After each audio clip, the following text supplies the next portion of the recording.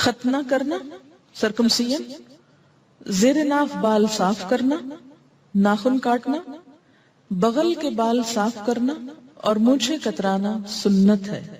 عن ابی ہریرہ رضی اللہ عنہ عن النبی صلی اللہ علیہ وسلم قال الفطرۃ خمس او خمس من الفطرۃ الختان والاستحداد وتقلیم الاظفار ونتف الابط وقص الشارب، رواہ مسلم۔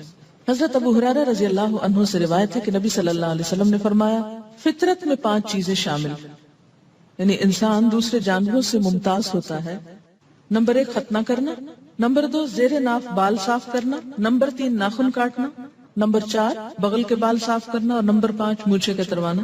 اسے مسلم نے روایت کیا ہے۔ مسلمان مردوں اور عورتوں کو 40 دن سے زیادہ ناخن بڑھانا منع ہے۔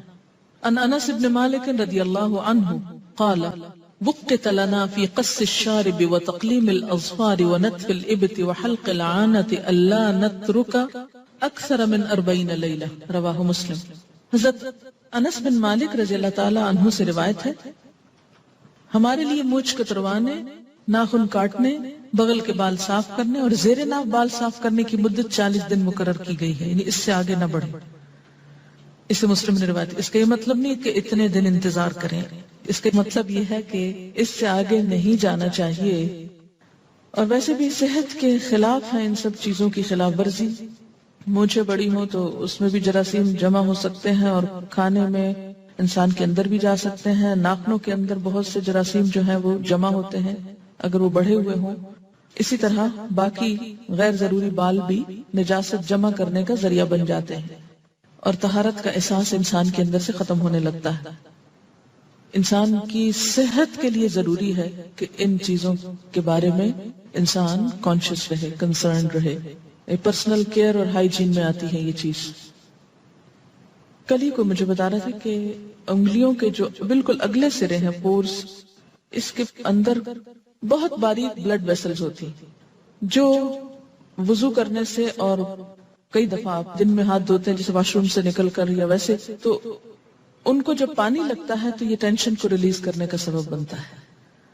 اور اگر آپ بہت ناخن بڑھا دیتے ہیں تو ظاہر ہے کہ ان تک پانی پہنچنا بھی پھر اتنا آسان نہیں رہتا اور اس اعتبار سے بھی وہ سرکولیشن پہ فرق پڑتا ہے۔ رسول اکرم صلی اللہ علیہ وسلم نے داڑھی رکھنے اور مونچھیں صاف کرنے کا حکم دیا ہے۔ عن ابن عمر رضی اللہ عنہما قال قال رسول اللہ صلی اللہ علیہ وسلم خالف المشرکین احف الشوارب و اوف اللحى، رواہ مسلم۔ حضرت عبداللہ بن عمر رضی اللہ عنہما سے روایت ہے کہ نبی صلی اللہ علیہ وسلم نے فرمایا مشرکوں کی مخالفت کرو، داڑھی رکھو اور مونچھیں صاف کراؤ۔ اسے مسلم نے روایت کیا ہے۔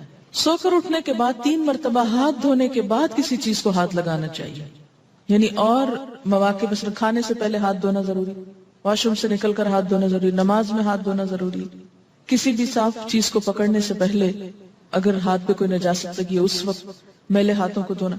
اور خاص طور پر یہاں ایک اور ادب سکھایا گیا کہ سو کر اٹھنے کے بعد بھی۔